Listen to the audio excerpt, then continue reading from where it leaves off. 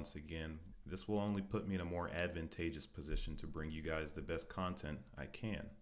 I feel like my mic sounds a little different, but that is all right. Since I have been gone for so long, I figured I would start with what is hot in the news of this week. So let's get right to it. And here we are, starting off with my most favorite chart. If you have seen this before, you know what the tabs are. If not, the Bitcoin price is the white line and the exchange reserves is the darker line. And basically what this chart shows us is the amount of Bitcoin flowing onto exchanges and coming off of exchanges. So if we have a heavy inflow of Bitcoin coming onto exchanges, that is a perceived threat of extra selling pressure. If we have a lot of coins coming off of exchanges and going into cold wallets and things of that nature, that is a more bullish sentiment. People are taking coins off of the exchange, making them more illiquid, which is good. Now, with the market leader Bitcoin not letting anyone know its next move, you can see here as there was a heavy dip in price, you've seen an extreme amount of coins fly onto the exchanges, which suggests extra selling pressure, as I stated before. And now we have come back down and started to level out, as we have gotten a lot of news from Bitcoin bulls, from some institutional investors, and also a couple of Bitcoin whales here and there. And I also still assume that retail investors like myself and you are still picking up crypto at these cheap prices as well. So here you can see exchanges starting to get low on crypto once again, getting back to that all-time low. And that's why I love these charts. You can really see what's going on in the market and see what everybody else is doing. Thanks to the crypto market being so transparent, you can really see these things coming from a mile away. As long as you don't have a lagging indicator, which I would consider this a lagging indicator, you don't really see the coins come off until they come off. But you can see where the general trend is going. People want crypto, adoption is growing, and I would love to see where this trend continues to go throughout 2022. And I assume we're at the bottom of this bear trend. All right, first up, we have Fed Governor explains who needs crypto regulation and why demand for it is growing. Now, for those who've seen my previous video that featured the Michael Saylor interview, I just had a couple quick words for the general community, talking about not playing with your life savings, never risk more than what you're willing to lose, things of that nature. Don't play with leverage, be smart, do research, all of that good stuff that people really don't want to hear. But this is basically what it all comes down to. Bad things happen to the retail investors and regulators jump all over it.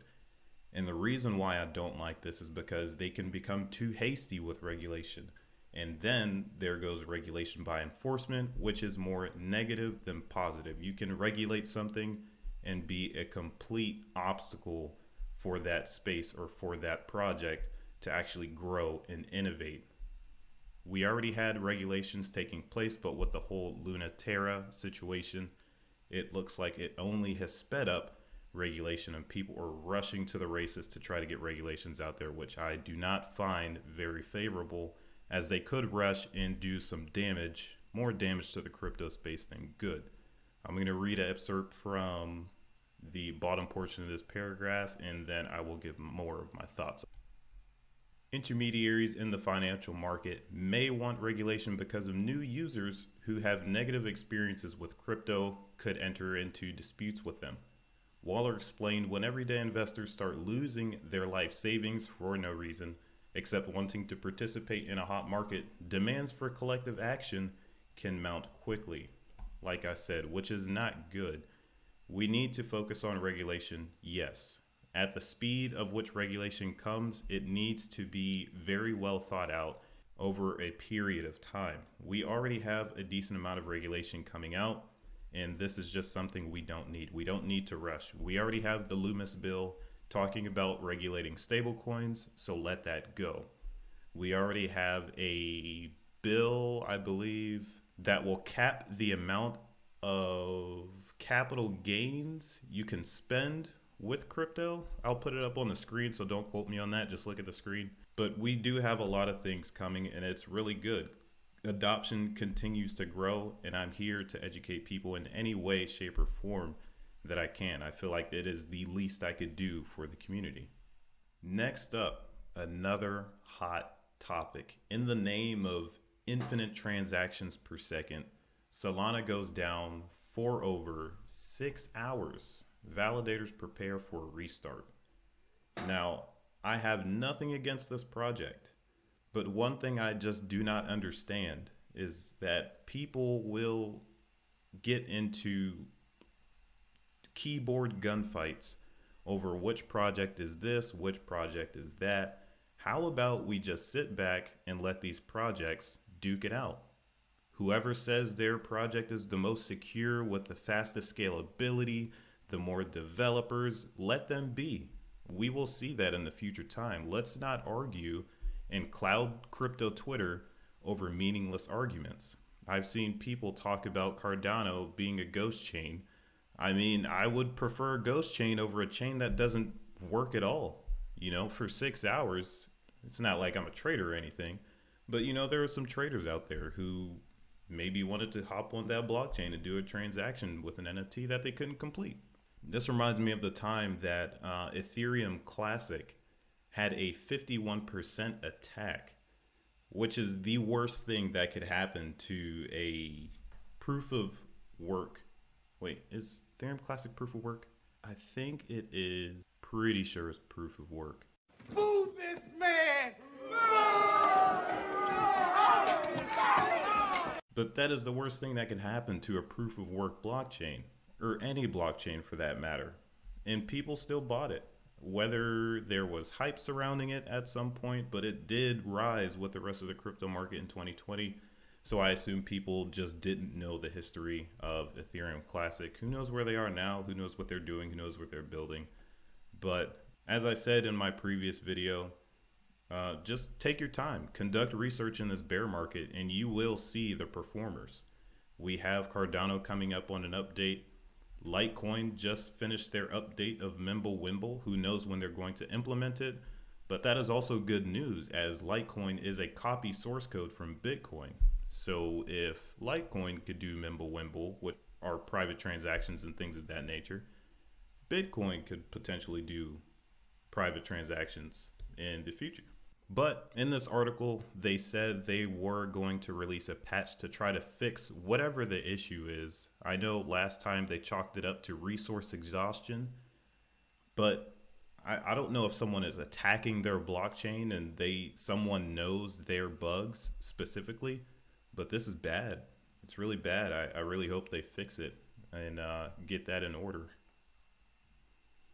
Let's move on.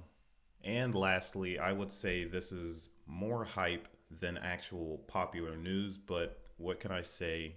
The Shiba Inu community is second to none. They are, I would say, as strong as the XRP community. These people are everywhere. But let's get into it. American chain of fast casual restaurants, Chipotle, can now accept Shiba Inu as payments via Flexa. So the news is that Chipotle has jumped on to the Flexa payment network courtesy of Gemini and Spedin, which is just a weird way of saying spend. That's what the crypto space likes to do. They say hodl instead of hold. But if you've been here for a while, you get the idea. Chipotle, an American chain of fast casual restaurants, is now accepting payments in a total of 98 cryptocurrencies, including Shiba Inu, Bitcoin, Ethereum, Dogecoin, and more, exclusively through Flexa and digital payments platform. And this is pretty good to hear, but one thing that just keeps catching my eye is the amount of news that Shiba Inu is included in. Okay, so before their run up in 2020 as the second-hand meme coin to Doge, they weren't really on that many exchanges. And, that's why I did not really pay them any attention. I would assume a lot of people didn't really pay attention. They didn't know that Shiba Inu was going to be the next rising star of meme coins. Now, they had a petition to get listed on Robinhood. They got that. They got on a numerous amount of other popular exchanges, I would say within the top 10, and still no price action since. They have also started Shiba Inu token burning mechanisms, burning sessions, burning campaigns. And what burning does is sends a portion of the tokens, however many you send, to a wallet that has no means of transacting out, which it's basically taking those coins off the market, which in result lowers the circulating supply.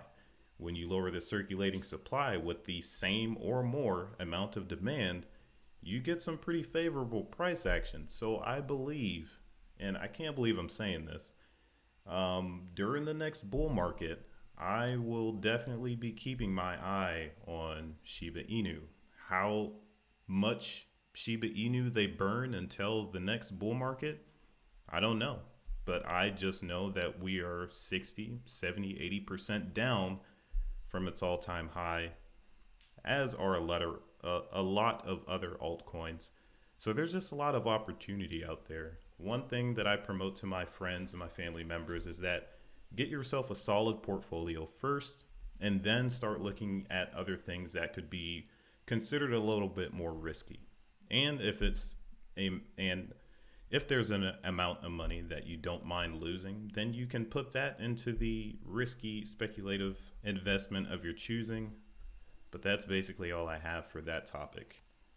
I still don't see who's going to be spending their crypto at Chipotle. I've been covering this news for a long time, and I don't know. I just know there is a video out there showing a guy, as soon as this news came out, someone actually went out of their way to spend some money at Chipotle in the form of digital currencies. So congratulations to them. Who knows how much or whatever, however much they spent. Who knows how much that will be in the future. Maybe they are the next Bitcoin pizza guy from, I believe, 2013? 2010? You know what? Just Google Bitcoin pizza guy and you'll see what I'm talking about. All right, ladies and gentlemen, that will do it for this one. If there is anything you would like me to cover in my future content, please let me know down in the comments below.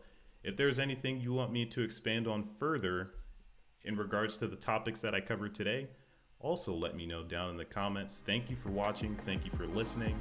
And I am glad I am back. I'll see you on the next one.